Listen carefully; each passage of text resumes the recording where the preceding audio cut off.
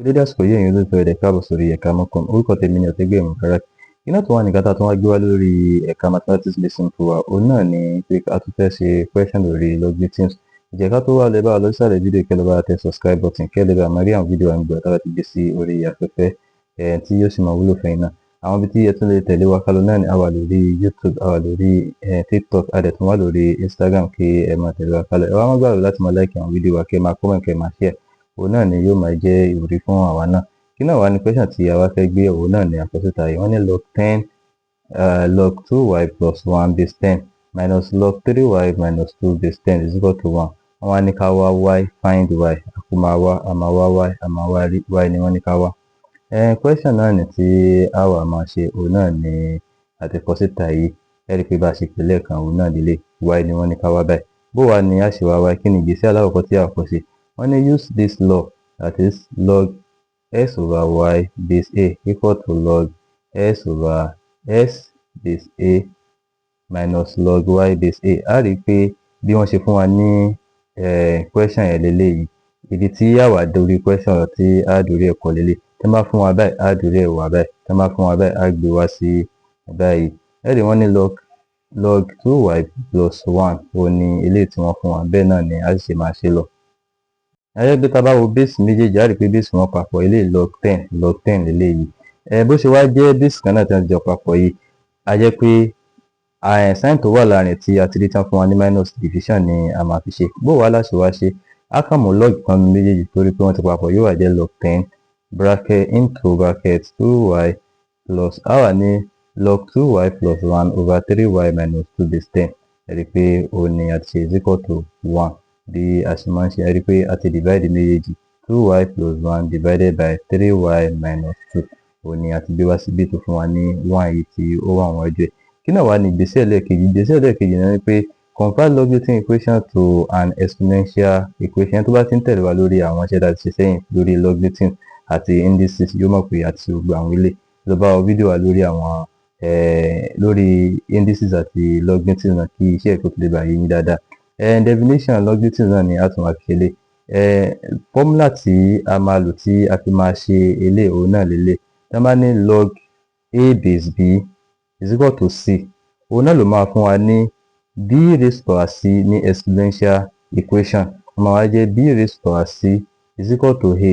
Ẹ rí i pé b raised power c equal to a. Bẹ́ẹ̀ náà ni a ṣe wá convert ilé. Log 10 yìí òun ló represent log b. Ẹ ti rí i. Then equation tó wà láàrin òun ló represent a. C yìí òun ni 1 yìí.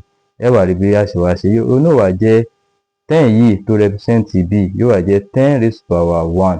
1 yìí òun ni a pè ní c. Ẹ ti rí i.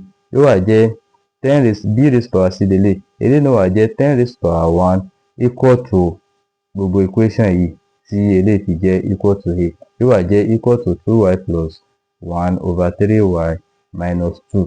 Bí a ṣe máa ń ṣe ní a bá convert sí exponential equation. Exponential equation tá a convert, ẹ rí i pé ó ti fún wa ní linear equation yìí. Linear equation yìí ni a máa wá máa solve by. A wá ní solve the linear equation by cross multiplication. Ẹ rí i pé ó ti fún wa ní direct linear equation. Títí wá kan ní ká cross multiply. Bó wá ni a ṣe wá cross multiply? A rí i pé 10 yìí ti wà níbí, 10 yìí yóò wá bá bíbí. Eléyìí náà yóò wá bá ètò 1 bí. A rí i pé 1 ló 1 bí. Yóò wá fi wá jẹ́ 10 multiplied by 3y minus 2. Ẹ ti rí i. 10 yìí 3y minus 2 equal to 2y plus 1. 2y yìí plus 1 torí pé kò sí nǹkan bí 1 náà ni nǹkan kan náà ni ó máa fún wa. Bá a ṣe máa ń ṣe nìyẹn. Next thing tí a máa wá ṣe ń bẹ̀, a máa wá ní 10 multiplied by 3y. Ó máa jẹ́ 10 times 3y, ó máa fún wa ní 30y. Minus 10 times minus 2y ló máa fún wa ní minus 20. Minus 10 times minus 2 máa fún wa ní minus 20 equal to 2y plus 1.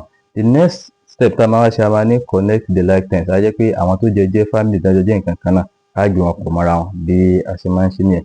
A máa wá ní 30y. 2y yìí ibi tó wà ní ó máa kọ́ sí equal to yìí, ó máa wá sí side b. Tó bá ti wá sí side b torí pé plus ló ń gbé bọ̀, sign yẹn ó máa change, ó máa di minus. Ó máa wá jẹ́ 30y minus 2y equal to 1 to 1 bb plus 20. Ẹ rí i pé 20 yìí náà ti cross wá sí bb. Minus 20 ló ń gbé bọ̀, ó máa di kíni plus 20. Bí a ṣe máa ń ṣe tí ó rújú rárá nìyẹn. Kí wá ní àtún wá ṣe tẹ̀lé, yóò wá jẹ́ 30y minus 2y ó máa wá fún wa ní kíni 28y equal to 1 plus 20 ó máa fún wa ní 21. The next ni pé ká divide both side by 28 tí ó wà níbi tó jẹ́ coefficient of y by 28. Máa wá jẹ́ 28y over 28 equal to 21 over 28. Ẹ̀rí tá bá ti divide ó bá gẹra wọn. Yóò wá jẹ́ y equal to 21 over 28. Kí wá nìkan tó lè lọ nínú àwọn méjèèjì? A rí pé 7 ni ó lè lọ. Tá bá ní 7 mélòó la máa rí nínú 21? 3 ni. Tá bá ní 7 mélòó la máa rí nínú 28? 4 ni. Bí a ṣe máa ń ṣe question náà tí ó rí ju ara. Ẹ ṣé gan tí ẹ̀ ń tẹ̀lé wa kálọ. Wá má gbàgbé láti lọ subscribe sórí ẹ̀ka YouTube. Kẹ́ sì má gbàgbé láti máa like àwọn fídíò wa, kẹ́ máa comment. Òun náà ni yóò máa jẹ́ ìwúrí fún wa náà. Ẹ ṣé gan ni.